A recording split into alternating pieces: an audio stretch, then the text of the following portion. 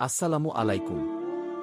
আজকের গল্পটা শুধু গল্প না, এটা অনেক মায়ের চোখের পানি আর দোয়ার গল্প। একটি ছেলে ছিল, খুব দরিদ্র।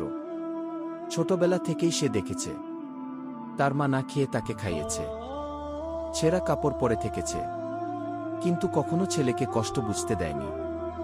একদিন ছেলেটা বলল, মা, আমি শহরে যাব, কাজ করব।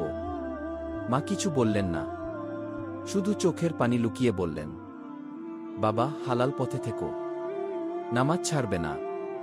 ছেলেটা চলে গেল। শহরের জীবন কঠিন ছিল, অনেক কষ্ট, অনেক অপমান।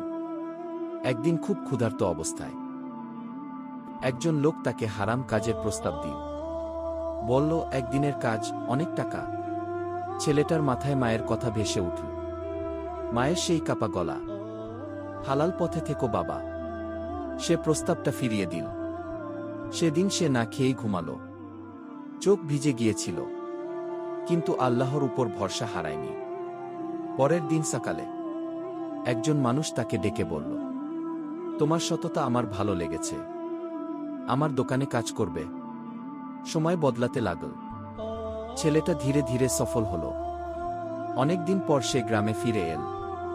মাকে জড়িয়ে ধরে বলল, মা, আজ আমি যা, সব তোমার দোয়ার কারণে। মা শুধু বললেন, বাবা, আমি তো শুধু আল্লাহর কাছে চেয়েছিলাম।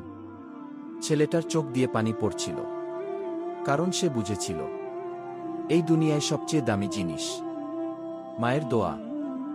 গল্পের শিক্ষা, যে সন্তান মায়ের দোয়া নিয়ে চলে, আল্লাহ তার রাস্তা কখনো বন্ধ করেন না।